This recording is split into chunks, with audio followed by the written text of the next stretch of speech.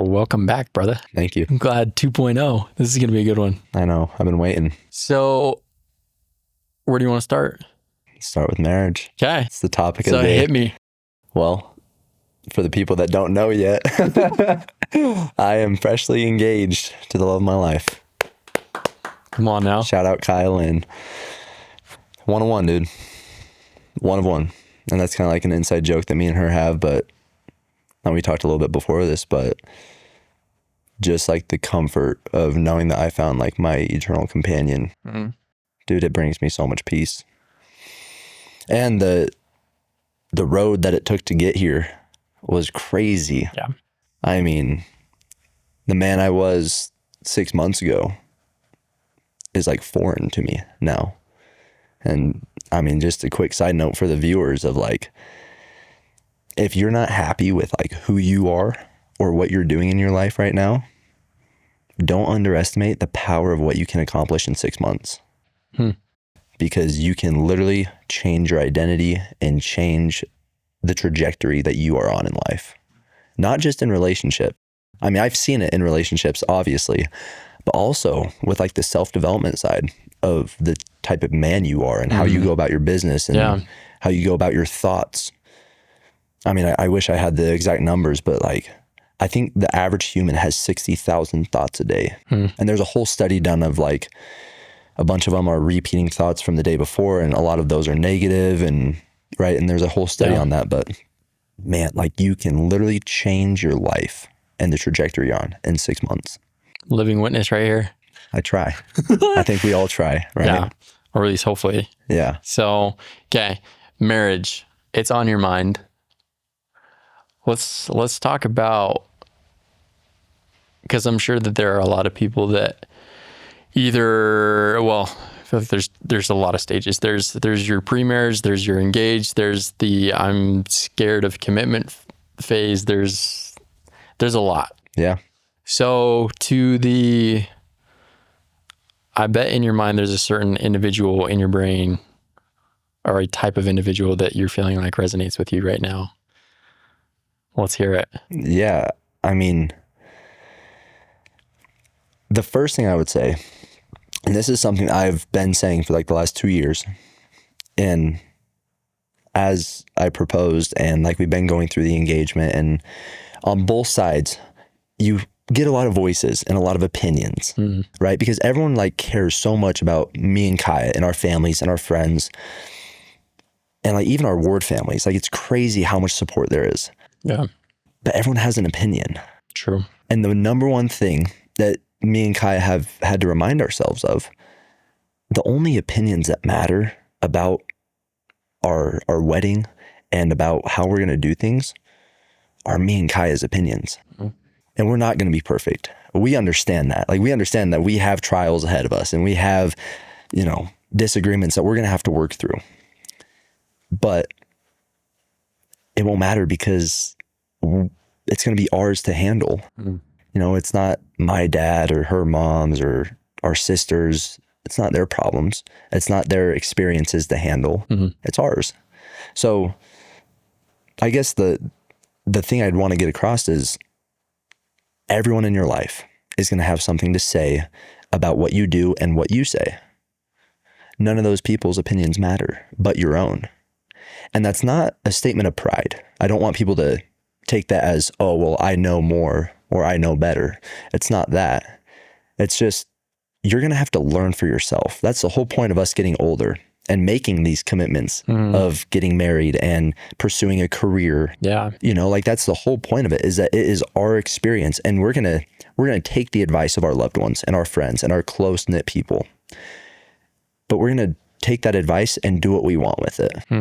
I mean, that's what we had to do as kids. True. Right? I mean, every family had some sort of, culture or standards that they grew up on, that they were raised on. But as we got older, we had to take those things and do what we wanted with them, to either follow them or not. And if we didn't, we had to learn for ourselves what was going to work for us. That's hard though, to let go of other people's opinions. It's extremely especially hard. On a monumental day, like a wedding. Oh my gosh. It's extremely hard. And I think that's where I think there's a fine line. If we're specifically talking wedding, right? So much goes into the planning, stuff that I was not even aware about, right? I mean, girls are, known to like be planning their dream wedding from the time they're young. Mm-hmm. Not me. Not I don't know us. about you. Not me, bro. No shot. And so as we've started this, process, it's been super fun for me because I'm like, this is all foreign, like this is all new to me and it's super exciting. And I think there's a fine line of, okay, babe, like what do you want? Like what are like the specifics of like, what color of flowers? What does your venue look like? Mm-hmm. Obviously like the dress, like what are like the big things, like the big boxes that you want to check off that you like?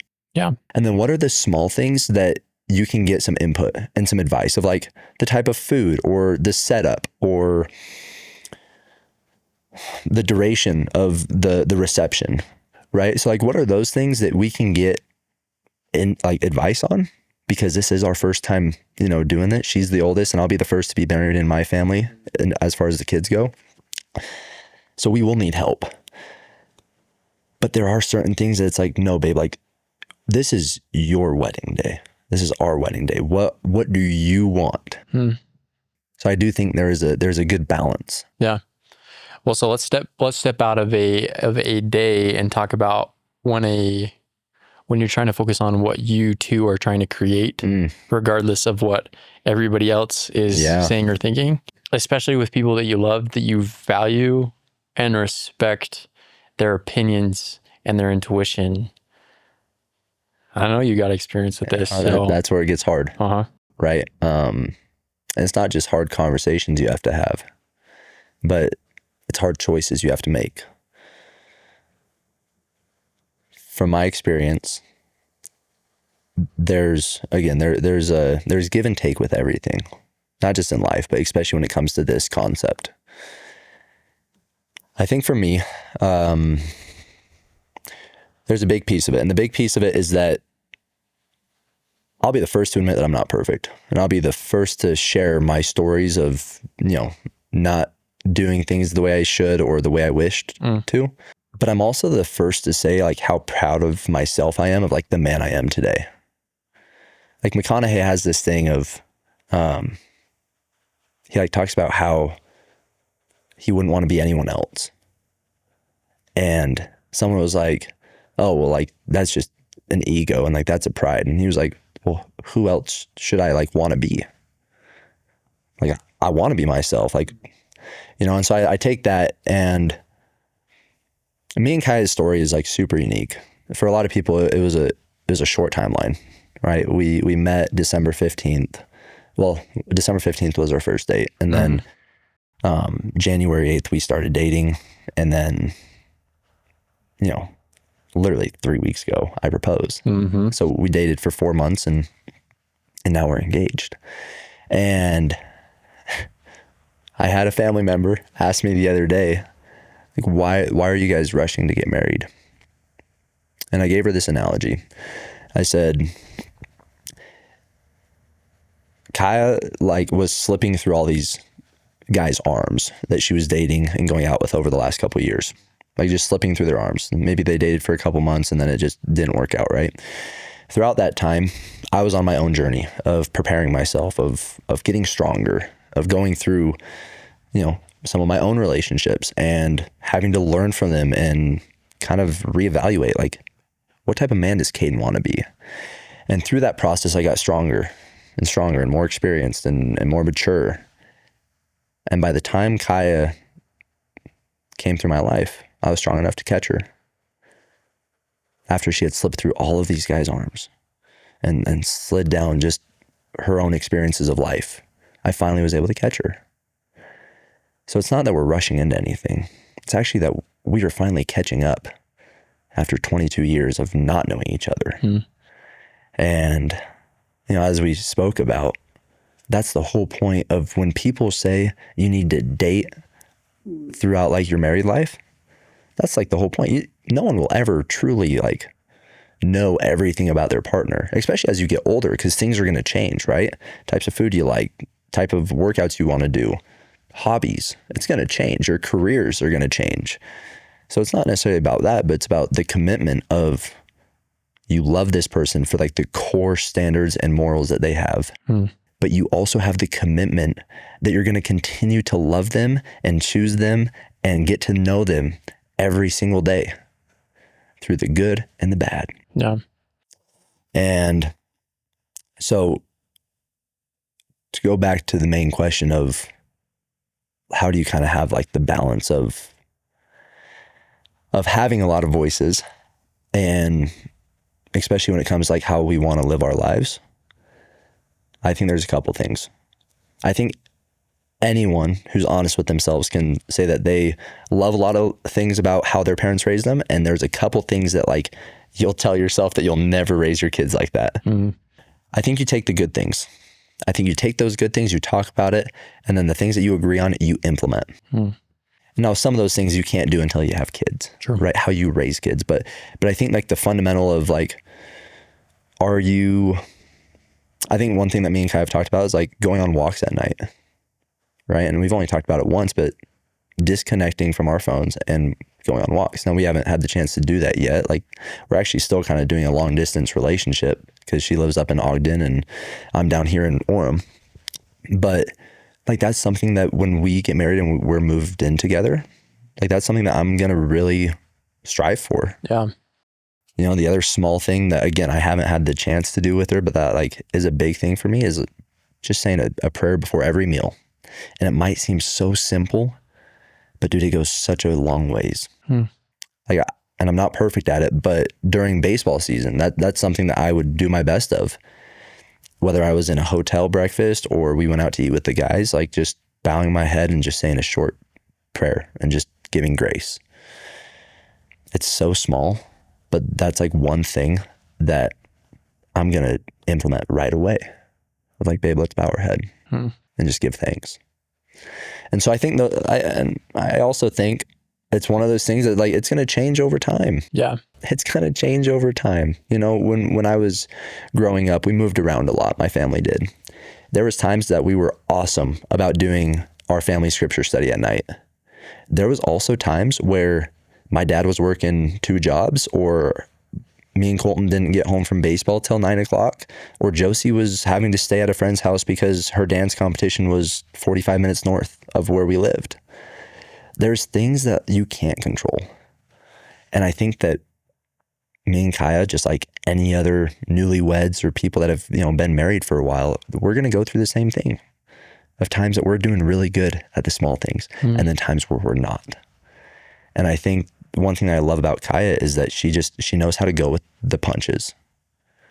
And she loves her routine and she loves like having things, you know, scheduled out. But she also knows that like, if it doesn't work out exactly how we planned it, we're going to figure it out and we're going to be just fine.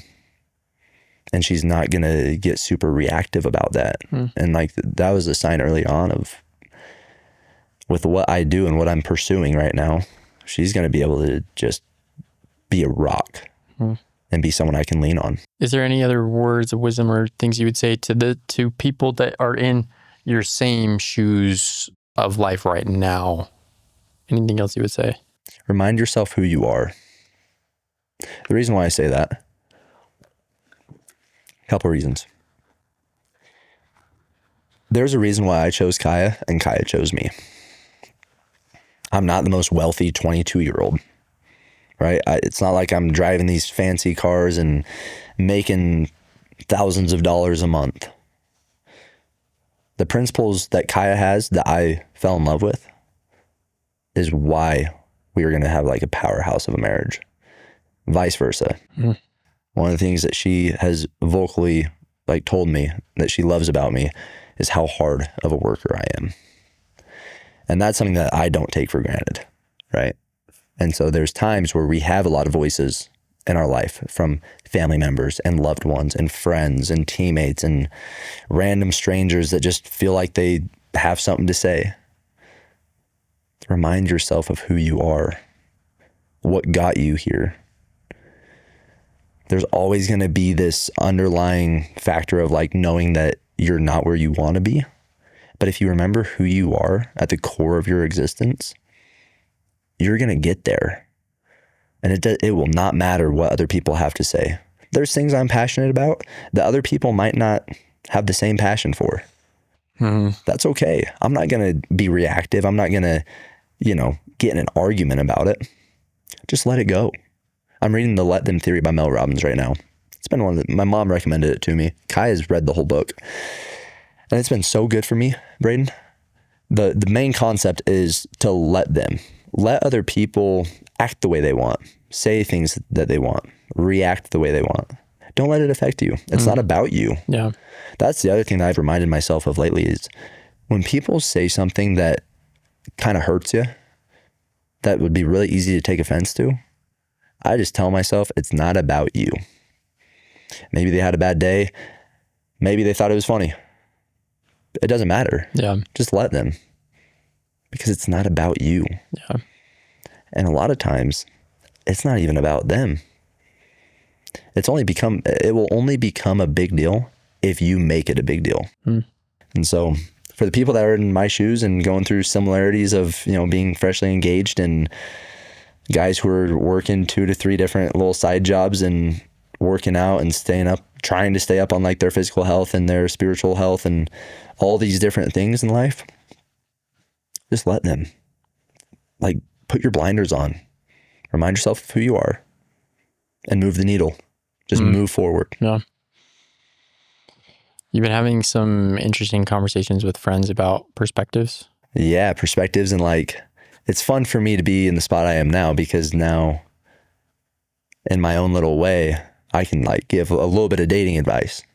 Now this is coming from someone who it doesn't have the best track record of like dating, right? But it's been super interesting because one of our friends, I was talking with him the other day on a walk, and he shared like how his perspective has shifted with dating and how he goes about dating. And one of the things he had mentioned is that he asks himself before he goes on a date or sets up a date, if the date went well, is this someone I could see a future with? Not necessarily like marriage, but is this a relationship that I would be interested in moving forward with? And I think that's a great question. I wish I would have asked myself that earlier, because I think he's saving himself, and and he goes out with a lot of nice girls, right? A lot of great gals. So it's not necessarily about like saving him from like a bad date, because I don't really think that, but I think it's saving him time with girls that might not pique his interest levels. And I think that's a great place to be in. If he knows that she's nice, she's good looking, she has good strong standards, but there's something about it that just like is telling me it wouldn't go anywhere. Trust it. Trust that gut feeling. Yeah. I remember my first date with Kaya. I don't know, I was going out with a couple different girls, just going on dates, and Kaya had followed me on Instagram, and super cute girl. Obviously, I'm like very attracted just from like the Instagram page. She All-American in softball. I'm like, come on, right? Let alone, and I say this all the time, her blue eyes, Brayden. I mean, there's nothing like them. But I kind of hit this point where I just wasn't, there's something in my gut telling me that like the girls I had gone on dates with, there just like was something telling me not to move forward with any of them. And it wasn't a negative thing about them. They were super nice, super great. But there was something telling me like, don't get into a relationship. Like, just don't do it. So I trusted it. I didn't. 2 days later, I hadn't followed Kaya back. I went through and like she had followed my best friend from UVU, Chipper Beck. And Chipper, I go up to him the next day. I'm like, dude, who is this girl? Well, they had mutual friends from when he played baseball at Salt Lake Community College. And he had hung out in big groups with Kaya. And he was like, dude, she's awesome. Like, I really think you would hit it off. Like, you should take her out. This was like my last like Hail Mary going out with Kaya. Like, if it didn't go good, I literally was just going to like hone in on baseball. And because I had a great fall, I had made like some development jumps, and I was just going to get ready for my senior year. Sure enough, we go on our first date. I drive up to Ogden. I had reservations at Slackwater, and She was at home for Christmas at this time. So I met her whole family on the first date, which was awesome. Love them. Mm-hmm. Like they are just the best people. And we go to Slackwater, and most people that know me, I love food. Like I can freaking put down some food. We were there for 2.5 hours in the restaurant, and I don't finish my pizza. I was starving. It wasn't that I wasn't hungry. We literally talked for 2.5 straight hours, to the point where it's like, we should probably like leave the restaurant. So we leave the restaurant. 7 hours go by from the time I pick her up. And it is, I want to say it was like 2:30 in the morning. I'm still in Ogden. We're parked in her driveway and we're just talking. Like we did not skip a beat, from having similarities of how we were raised growing up to moving around, and the trials that we've gone through, the experiences, the lessons we've had to learn. It just aligned like nothing I've ever been a part of before. And my mom she'll know this better than anyone. In high school, I was pretty stubborn. Like I was kind of a hard kid to deal with. I'll be the first one to say it. I would always tell my mom and dad that like they didn't understand me, that they didn't understand what I was going through, which to an extent they didn't. But again, I was super stubborn, and there was a lot of things that they did understand that I just was very closed off to. But when I was talking to Kaya that night, she understood everything I had gone through, because she had gone through damn near the same thing. And to have someone that could just resonate with some of those internal battles that I had for so many years, I just felt at home. Like there's no other way I can put it. Like I genuinely felt at home. And after that, it's 2:30 and we're in the middle of a conversation. I look at the clock and I was like, Kaya, as much as I have loved tonight and this conversation, I probably need to get home. Like it's an 1.5-hour drive. And so whatnot, I leave and get home, and I just remember sending a voice memo to Chipper, and I was like, it's like 3 a.m. I'm on the highway. I'm like, Chip, I need you to call me in the morning. I got to tell you about tonight. Like it was just special. It's just cool, dude. Like just to finally find that one person that understands you deeper and on a better level than anyone you've ever met in your life. Someone who supports your crazy dreams. Someone who doesn't bash you or degrade you for having a different opinion than them on certain things. Someone who genuinely just loves you for who you are and what you've been through. It's the most reassuring feeling in the world. And to this day, and I've told her this, but it is the best gift God has ever given me. Best way to put it. Yeah. Are any of these different perspectives or shifts that you've had conversations with people about hot takes, or are they all ones that you're kind of in alignment with? I think to some people there'll be hot takes. Let's hear it. Well, okay, so for example, our good friend Isaac, he's introduced me to a lot of just self-development like practices, right? And the main one, super basic, that I had never done before is, because I've done guided meditation, I've done visualization for years before I met Isaac. And I have some cool stories behind that and like why I'm so passionate about it. But the one thing, like one of the very first conversations me and Isaac ever had, and anyone that knows Isaac, huge Tony Robbins guy. I mean, that guy, number one fan. And I don't blame him. Tony is like the man. He's like the number one coach in the world.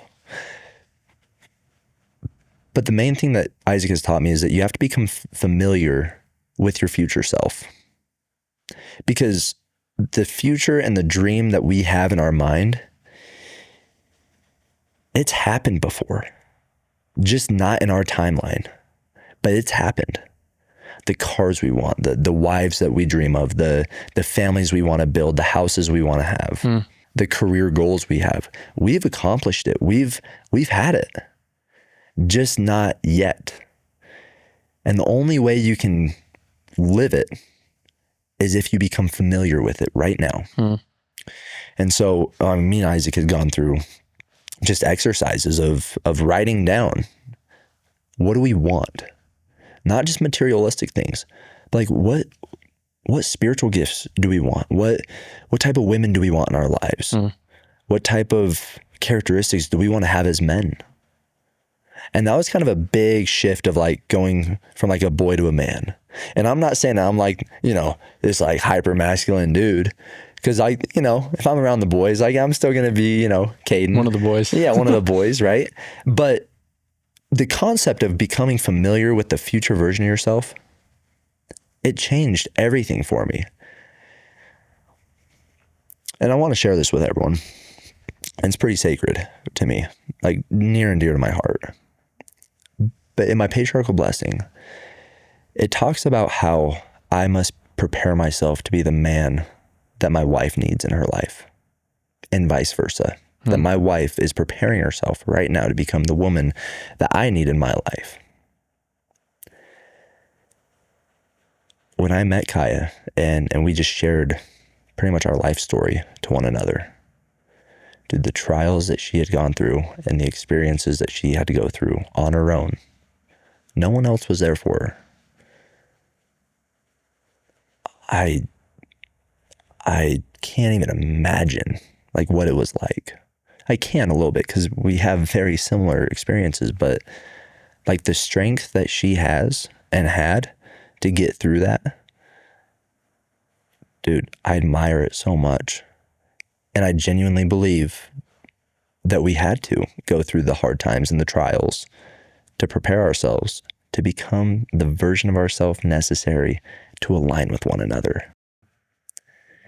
And that is a huge testament of like my beliefs is our patriarchal blessing. Like that is a huge part of my testimony.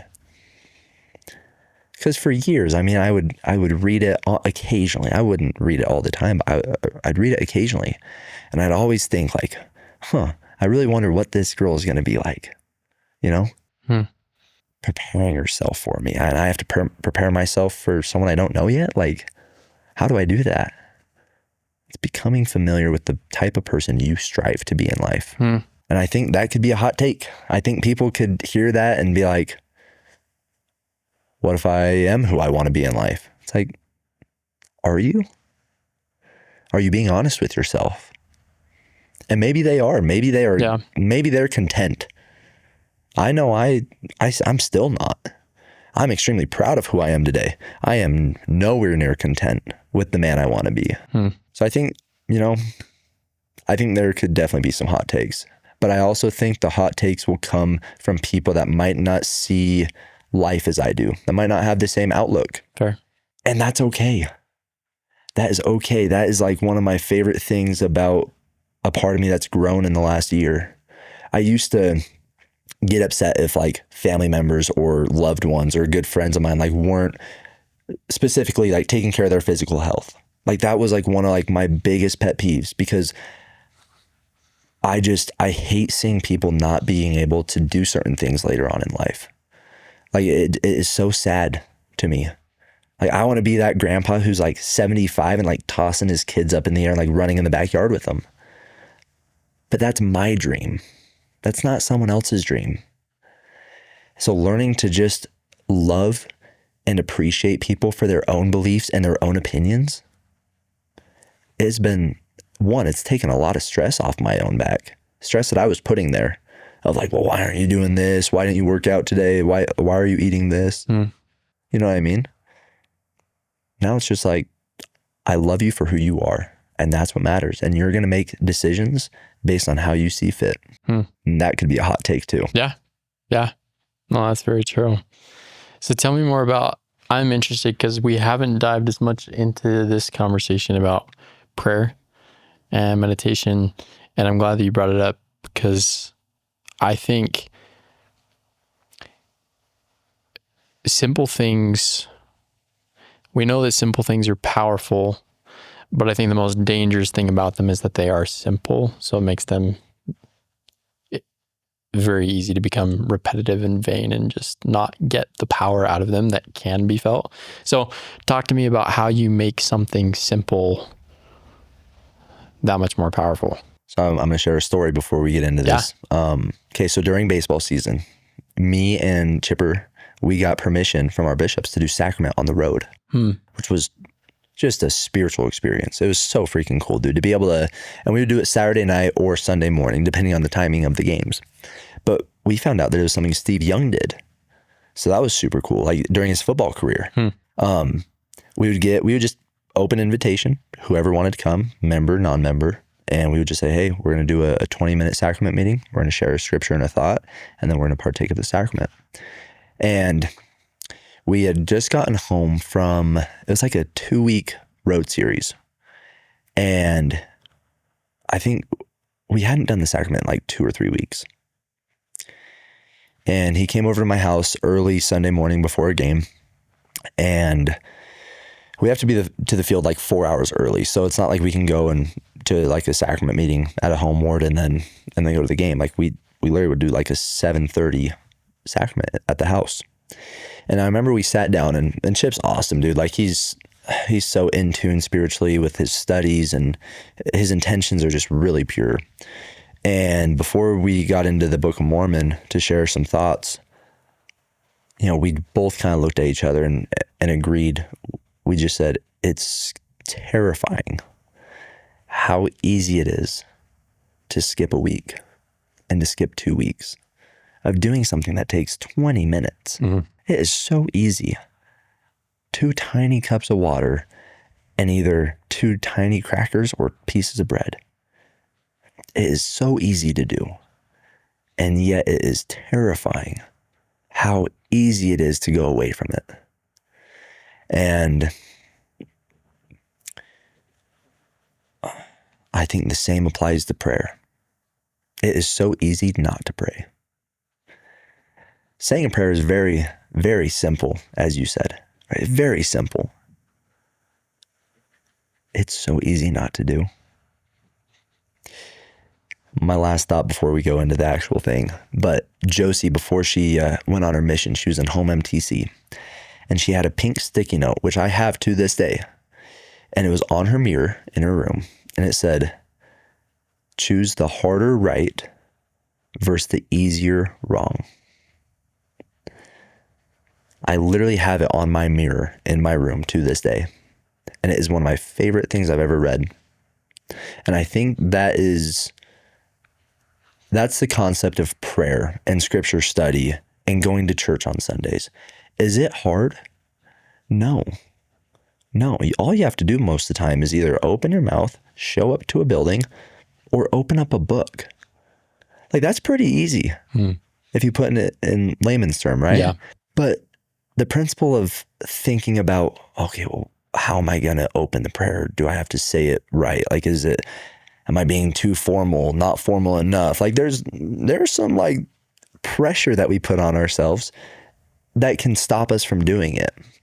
And so with prayer, the number one thing that I started to do about a year ago that really helped me is I looked at it in the lens of it's a conversation between you and God, and that's it.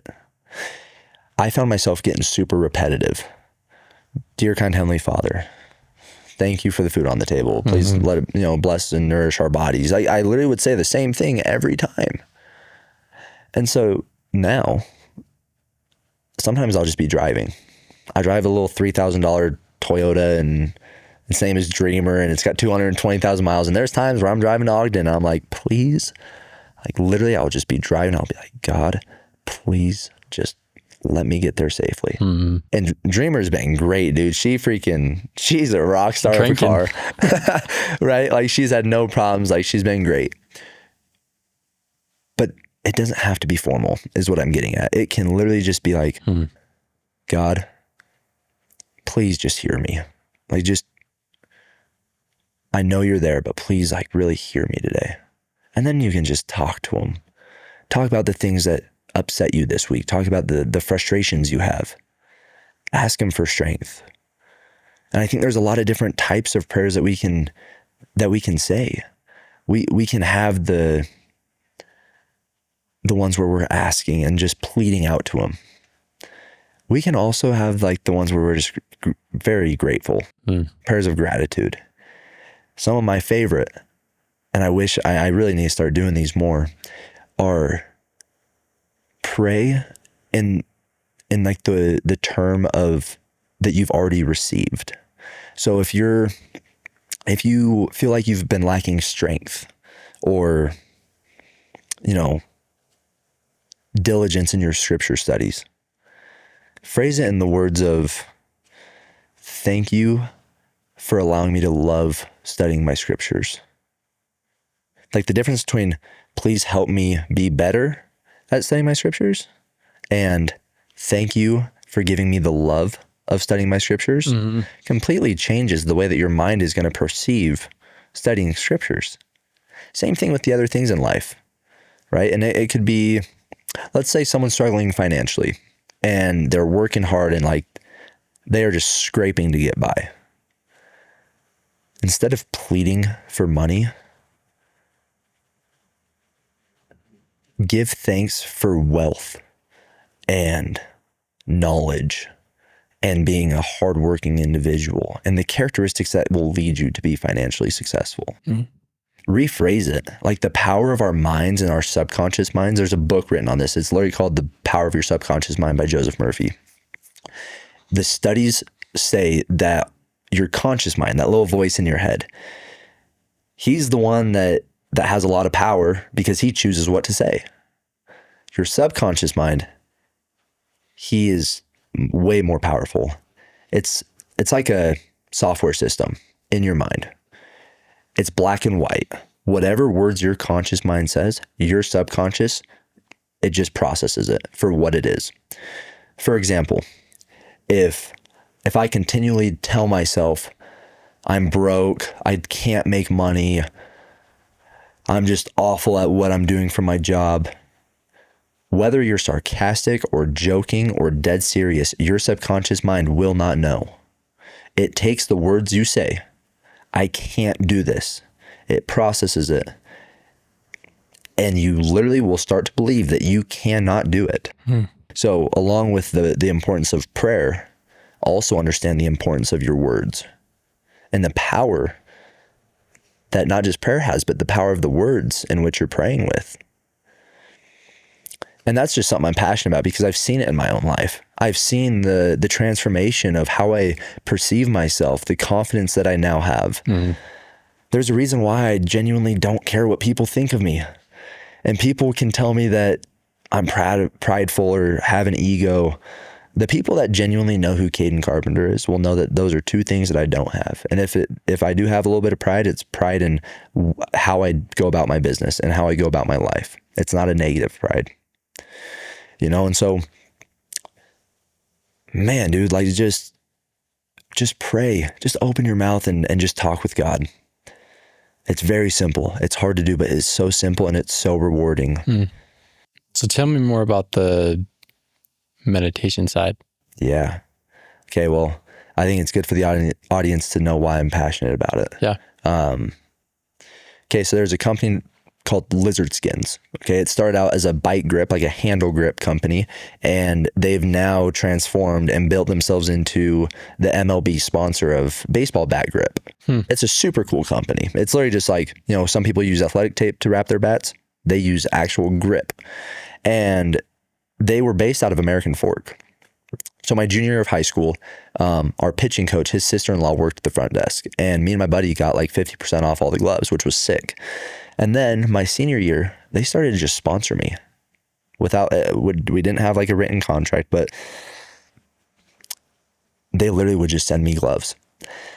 And then from there, I go to University of Utah, and the fall of my freshman year, I was able to attend a pop-up tent sale. Everything was like 70% off. It was all their old products that they just like had to get out of the warehouse. And I just showed up just to show face, just to, say hi to the CEO and like the marketers and like the people that had helped me for 2 years. Yeah. And sure enough, I run into a designer for Lizard Skin, and he knew me, like just knew who I was from being a local kid. And he was like, dude, like, do you have a logo? And I'm like, no. Like, why would I have a logo, right? And he was like, email me at this address. I'll design you a logo and we can put it on all of your gear. Say less, bro. I'm 18 years old and I'm thinking I'm going to have my own custom batting gloves and my own custom grip. No college guy ever had that with lizard skin. And it's not like I was this like big name college prospect yet. So I'm thinking like, what a blessing. So obviously we get the logo, and that's where like the whole K5, if you ever see that on my page, like that's where it came from. So fast forward after my freshman year, I'm in Alaska for 3 months playing summer baseball. It's crazy. I actually played in the same area Josie served. Wild. And so I'm out there playing, and for my birthday, my host family, totally interesting family, like awesome people, but like very interesting dynamic. The dad knew I loved reading. He gave me a book on meditation. Very short. It was like 150 pages, and it literally was 10 steps of how to properly like meditate and visualize. So what do I do for the next 3 months? Every day, twice a day, I would sit down for 30 minutes. I would go through my breathing, my affirmations, and I would visualize 3 things that I desired in life. My first vision was my family. It was me pulling into my nice garage in my dream car, opening the door, and both my sons and a daughter like just coming and giving me a big hug, and then my wife standing behind them. The second one was my major league debut. Like, that's just been a dream I've been chasing for 15 years. It was me and I'm not even a huge Braves fan, but I was in a Braves uniform, and we were on the road. I was wearing gray. I have these custom Nike shoes that I'm wearing, and I'm running up, and the camera's behind me, and the camera is the lens in which I'm visualizing. And it's just me running through the outfield all the way to center field and hearing just like cheers. And then like looking up, and I see my family. Like it's surreal. And the third one, it's me having custom lizard skin batting gloves, fully custom, not stock with a logo on it, fully custom. So I do this every day for 3 months. The first day I get home from Alaska, I text the owner of Lizard Skin, and I was just like, Brad, like, thank you so much for just getting me some gear and allowing me to like just not have to worry about that this summer. And I was like, I gave a bunch of it to the kids on my last day, and they loved it. They ate it up, and I'd really love to just share just some feedback on the gloves and like what I liked and what I didn't like. And he was like, are you in town? I'm like, yeah, I just got back. He's like, come into the warehouse. I was like, okay.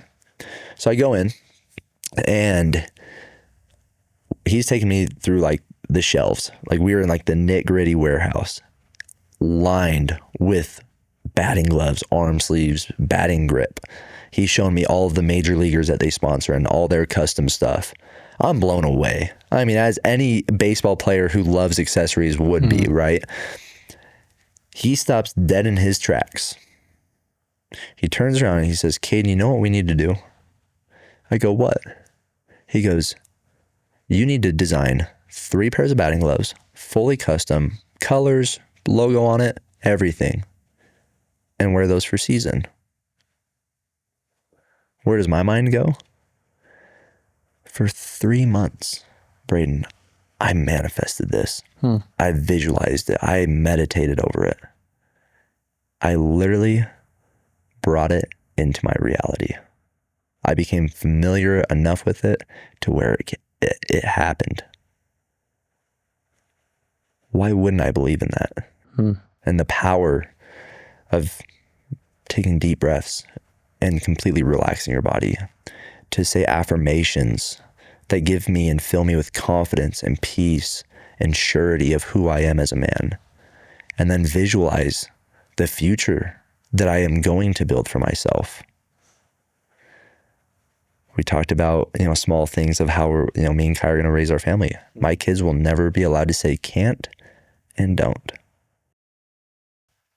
Small things like that. And that comes from the passion I have for meditation, the power of speech. I had a speech deficit for 5 years of my life. And now I'm the one talking about the power of words, like the irony of that, like it's just like somewhere in the Bible, I don't know where it is, but it says, as a man thinketh, he becomes. If you don't want to listen to me, listen to the scriptures. Yeah. Listen to the word. Listen to God. As a man thinketh, he becomes. Interpret that however you want. And now it's it's not just allowed me to have cool experiences. And this is like the pinnacle of why I'm so passionate about all this. This isn't about me. I get a text from one of my hitting clients' moms yesterday, 2 days ago. And next week, I'm going to go and speak to a 12U baseball team and talk to them about meditation and visualizing success and giving them positive affirmations to say before they're at bats. Why am I doing it? Because her son was so freaking shy the first day I ever met him. He wanted to quit baseball. He didn't know how to answer a yes or no question when we were in the cages together. And he'd get so overwhelmed by failure. The first lesson, I literally like had him drop his bat, stand there, close his eyes, take a deep breath in through the nose and exhale. For 10 minutes, all he would do is breathe in through the nose and out through the mouth. The next 5 minutes, you're a great hitter. You see the ball well. Your mind is confident and clear.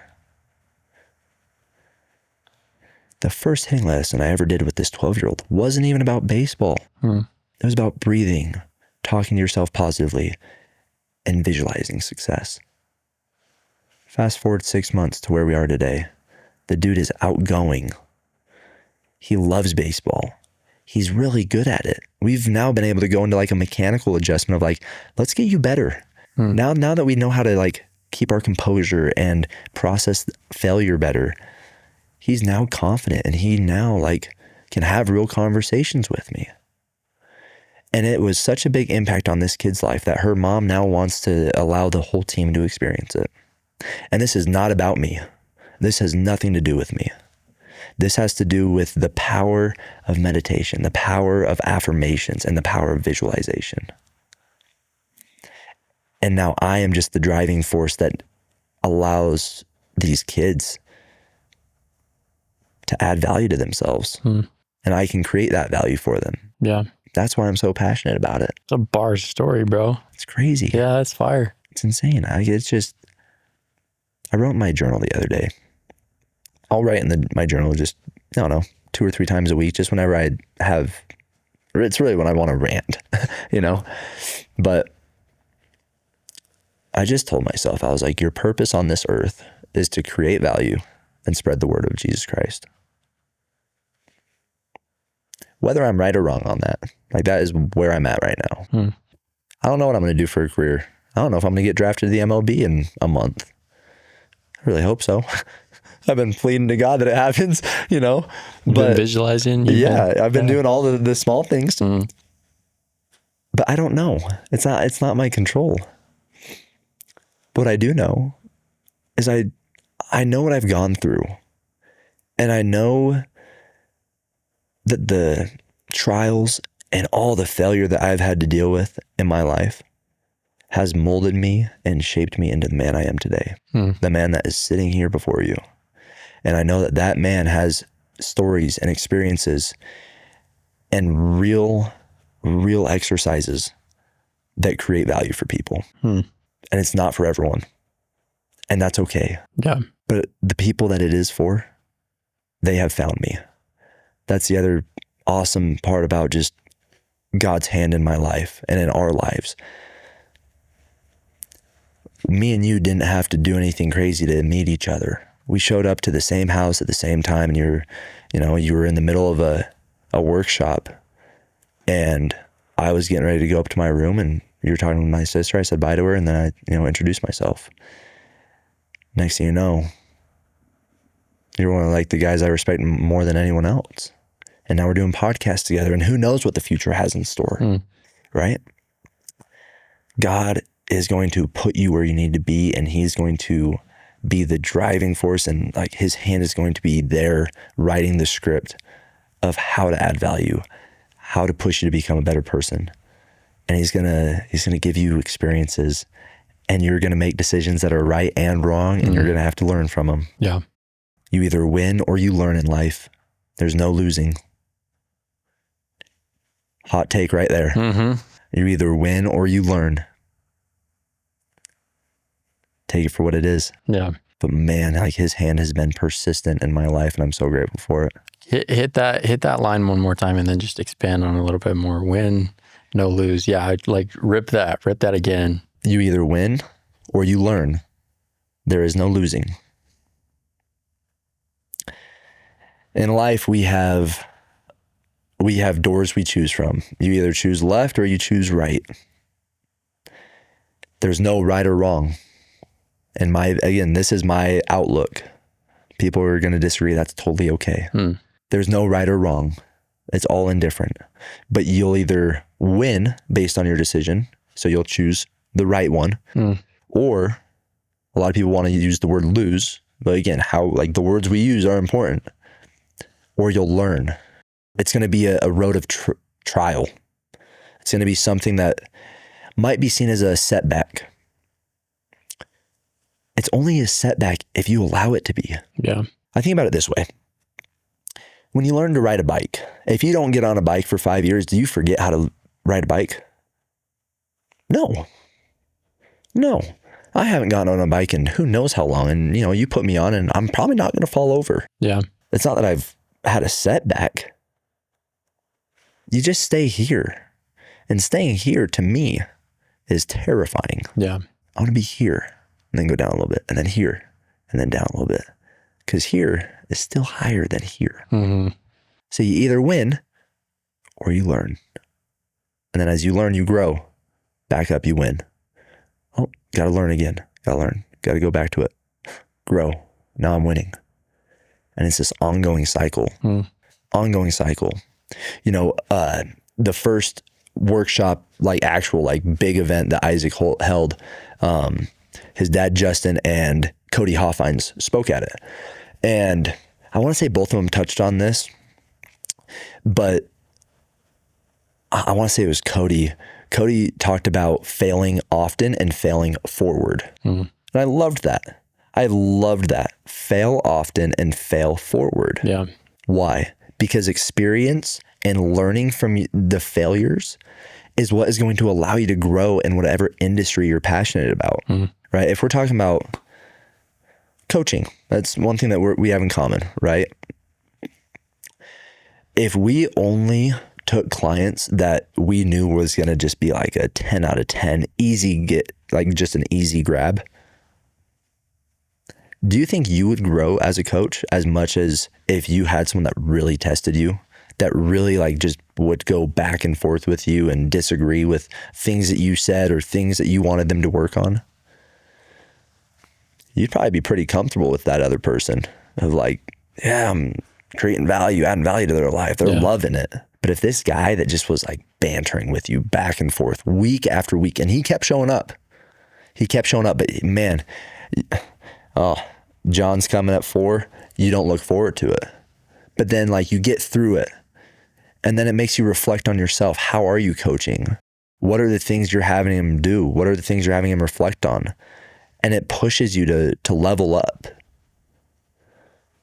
After 6 months of working with John, you're going to be a totally different coach. Yeah. You're going to see things from a different perspective, from a totally different lens. And I think that's the beautiful part that we have in life is the power you give something is the power it will hold. The power you give something is the power it holds. If someone disagrees with you and you take it personal, maybe they said something that really hurt your feelings and you're just why are you being such a D-bag or whatever. Well, that's the power you're giving it. You're giving that person and those words power. If you just kind of smile and nice, cool. Yeah. Let it roll off your back. There's no power at all. You are then in the power, in a position of power of you didn't let something affect you. You're going to be able to go throughout your day and be okay because you remembered who you are. Yeah. I'm going to switch this up a little bit. Yeah, do it. If you didn't get drafted, what do you confidently know God would do if you didn't with you? What would I know confidently that God would do with me? My dream, my goal. This is your one-way ticket in your mind as of now. Right. But what do you know about what God would confidently do if it didn't. It put me in a position to provide for my wife. There's no doubt in my mind. Mm. And there are so many aspects of my life that would be so different from what I'm used to, but they would be so beautiful. I would be able to spend more time with Kaya. I would be able to pursue something new and go through the hardships and the trials that brings. Yeah. I would be able to attend church every single Sunday. Not something I will be able to do if I get drafted. It's a sacrifice. And with everything in life, there's going to be give and take. Yeah. I've thought about this a lot. Not necessarily that. I love that question because it's so specific. I've thought about what happens if I do or do not get drafted come July. It's been 15 years in the making. 5 a.m. wake ups, hitting on the tee and doing front toss with my brother at 6:30 in the morning. Spending the weekends in my basement, hitting off the tee, listening to motivational promos on YouTube. 15 years of my life put towards this goal. And the questions come up in my mind a lot. Will it all be worth it if I don't get drafted? This summer, I mean, I told you my routine and my schedule right now. It's a circus, bro. I'm doing 3 different little side jobs trying to bring in some money. I'm training for draft workouts. I'm trying to stay in shape. I'm doing all this meal prep and staying up on my diet, all while trying to like plan parts of a wedding, while trying to continue to be the man and the partner that Kaya deserves. All while trying to like stay connected with my family members and my friends and my loved ones. All while trying to make time to do the things that I really enjoy of the podcast and the content and the, just the mental coaching calls that I have with these 12-year-olds. It's been a whirlwind and there's so much uncertainty, but it's all preparing me for whatever's next. And that's something that I talked about with Kaya a lot. We've been long distance from the time I met her. No, long distance. It's been a modified long distance. It's an hour-and-a-half drive, right? So it's very doable. But I mean, a 3-hour trek back and forth, it gets kind of old, right? It's tiring. But what if that's preparing us for if I do get drafted? She's doing her master's at UVU. So what if that's preparing us for the next 8 months of our life? If I don't get drafted, what if that was the necessity that God put in our life to make us appreciate each other on a deeper level, to really appreciate like the love that we have for one another, not physically, but emotionally. Like, what if that was all just to prepare ourselves for what's next? What if me not getting drafted opens up 2 new doors that allow me to meet new people and build new business connections and create impact for people in a totally new way? What if this is just the beginning? Ask yourself that. Yeah. What if this is just the beginning? Because for a lot of people, it feels like the end. You graduate high school or you graduate college. Or hell, if you don't go to college and you just, got laid off a job or you decide to do a total 180 career change. And you ask yourself, what if this is just the beginning? I can tell you're solid because you understand a principle that if you say a what if, you have to ask it in both directions. You have to. What if I don't? Well, I say, what if I do? It's so funny because so many people, and I won't say everyone, but I would say majority of the population will ask the negative one first. What if it doesn't happen? What if this wasn't worth it? I ask myself that one first. Yeah. What if this is all a waste of time? What if it isn't? Yeah. What if what I'm doing right now, although there is uncertainty, is all to prepare me for what God has in store for me next? And that's where faith comes in. The belief of something you cannot see with your own eyes. We don't know what's going to happen next, Braden. You go to Fiji. You have no idea what's going to happen out there, the experiences you're going to have. I'm here for another month training and working, probably doing way too many things all at once. We don't know what's going to happen. Yeah. Good. Because what if it's just preparing us for what's next? Yeah. This has become my new favorite quote in the last week. And it says that the things that you worry about the most reveal where you trust God the least. Say that one again. The areas and the things that you worry about the most reveal where you trust God the least.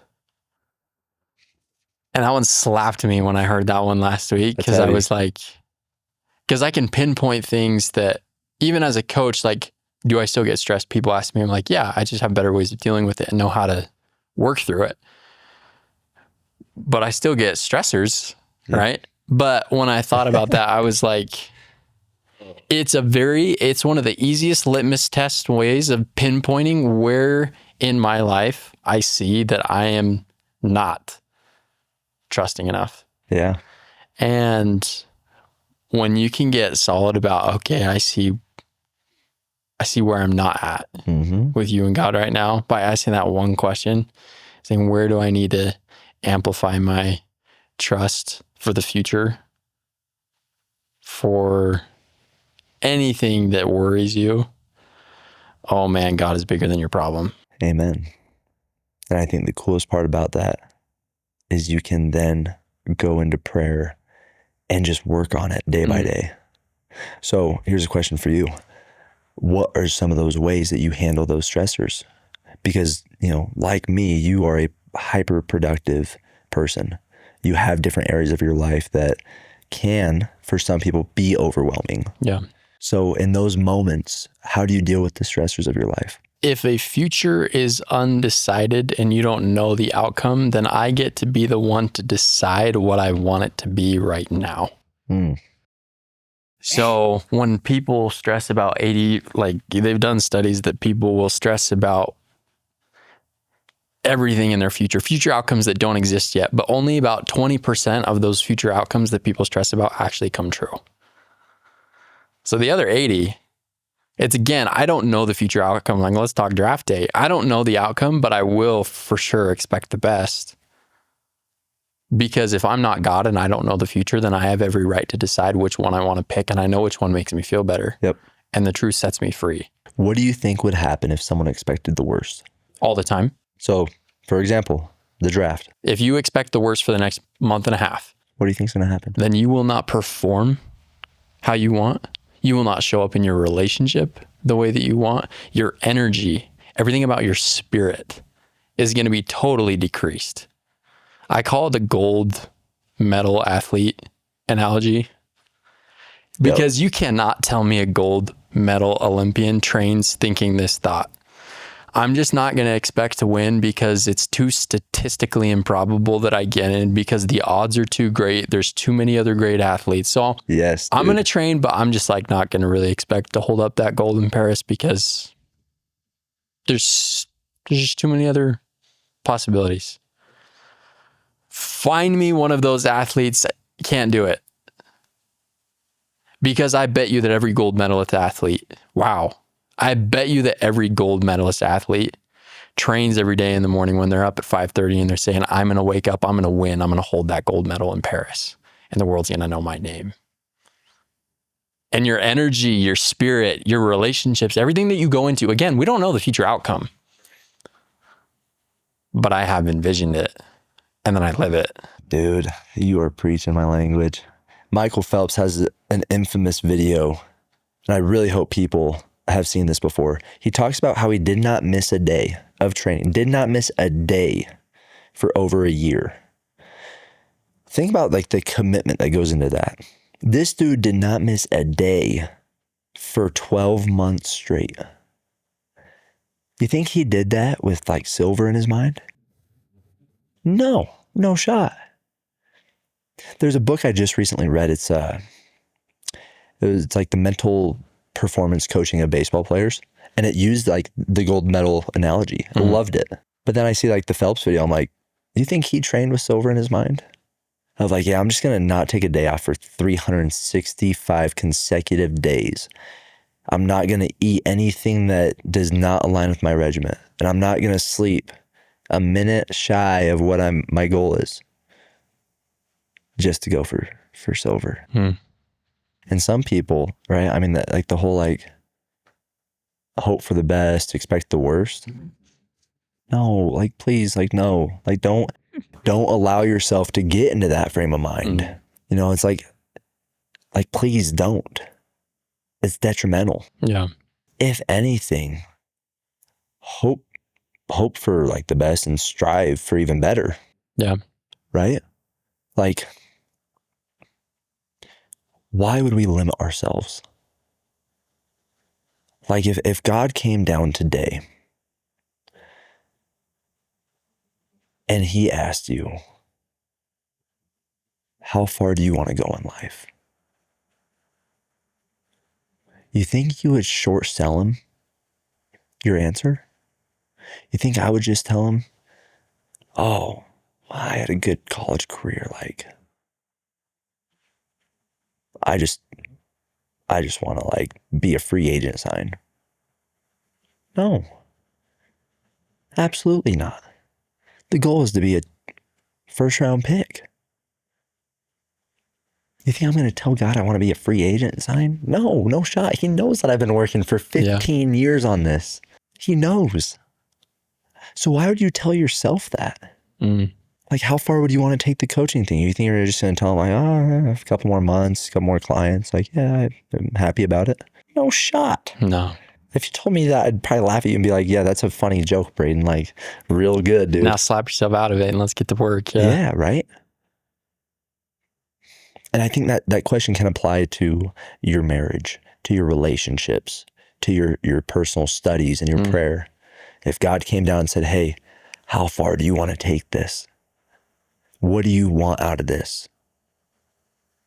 Think about what that answer is and then make that your identity. Because I know what my marriage is going to look like and what I want it to look like. I know what my relationships with my good friends and my family members, I know what I want that to look like. I know what it looks like right now, and I want it to be even better. I know the impact that I want to have across hundreds of thousands of people worldwide, to be able to share our stories, to share, the good old days of getting in the podcast with Braden Black and talking about this stuff. Think about the videos we've made, and we've talked about it. They've kind of blown up. No, they did good. What's like one of the highest views that we've got on a video? A couple 100K. 100K.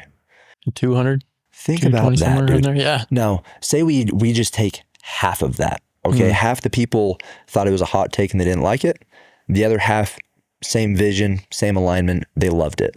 If we were able to touch or even make someone pause and think differently, and we made 50,000 people do that, you think that'd be worth it? If we took half of that and we made 25,000 people do that, and it just paused them and made them think about something in a different way, would that be worth it for you? If we took 100 people, and had that impact on them, would that be worth it? It would be for me. If there was one person today that sees this video, listens to the whole clip, and it's like, man, I connect with that. I needed to hear that today. We will never know if that happens or not. We will never know. But if it did happen, the last hour and a half would be completely worth it. And I think that, totally side subject, I think that's a misconception about podcasters, entrepreneurs, public speakers, and coaches in today's world. I think some people look at it and it's like this dumb career path of like, why would you want to do that? Why aren't you in finance or working? It's a fake career. Right. Exactly. Yeah. It's a fake career. I don't think adding value to people is fake. And if you disagree, that's okay. I'm still going to love you for who you are, because that's how I choose to live my life. Yeah. But it's not fake. And it is more real than anyone will ever understand. And I think the reason, and you can correct me if I'm wrong, but the reason why we are so passionate about this is because we have seen the impact it's had on our own lives. We've had mentors and friends who we just look up to and admire. And it's like, I want to do that. I want to have that impact and that presence when I speak. And I want to be able to create that impact for the younger generation. I wrote that in my journal. I'm going to create value and impact for the younger generation of athletes and for all those who I am surrounded by daily. Imagine that. Imagine if we create a presence that we hold with us, that when we walk in a room, heads turn, and there is this literal presence that is felt of like, that is a powerful man of God. We've talked about this on the flip side. It's one of my favorite things you've ever told me. I was on my front porch and I asked you, what's something that you're looking for in a woman? And you said, I want someone that walks in the room and I feel slightly unworthy of. And I think that's the most beautiful thing ever, because I've seen that in my own life with my partner. They walk in and they have this presence that fills the room. The look in their eyes that just puts you in a totally different world. And the question that came to my mind was, how do I need to act to be worthy of Kaya? What type of man does she need in her life to provide for her, support her, love her, and allow her to live the life that God knows she deserves? And I think about it every day. And it's something that I'll do the rest of my life. Look at some meat and potatoes here. It's been real good. Do you got anything else you're feeling you need to, it's on the heartstrings, you need to pull? I think we live in a world of judgment. And I think we live in a world of distractions and social media and reels and TikTok and fake dopamine. Now, I think that there's sides of it that's very positive. The stuff that we produce, that we try to produce, I think there's a lot of it that's really bad. To the extremes of pornography, to the shallow ends of just like brain rot, reels that we've all seen. I think the best advice I can try and give the audience is that the power of putting your phone down for a couple minutes a day and reflecting on who you want to be in life and start living accordingly, and to add on to that, to just let them, to not care what people say, to not give power to the words that kind of hurt you inside. It's okay to feel the hurt, but don't give those words power. Do your best to just let it go. Don't be reactive. To not judge other people or change your opinion on them because of something they've said to you or about you or treated you. Don't give that stuff power. Become familiar with that future version of yourself. And do not give power to things that will rock you off your boat. Remind yourself who you are and be confident in that. You do those two things, 6 months, you're not going to recognize yourself. I promise you that. I promise you. Here's my last question, and it may be a repeat. I didn't ask you this the first time we did this, but since I started asking people, this is my last question. If you had a mic and it was hooked up to the entire world, and for a moment it played in every speaker, everybody stood still, what would you say? Jesus Christ lives. His gospel, his word is real. It is the way and the path to true fulfillment, true joy, true happiness. trials are guaranteed. Growth is a choice. And your future depends on the lens that you look through. And then I would end in just telling every one of my family members in Kaya that I love them. And then the mic turns off. Bars from Kaden. Thank you, bro. You're welcome. Thank you. Genuinely, seriously, honestly, thank you. This was a pleasure. Pleasure's mine. I don't know about that.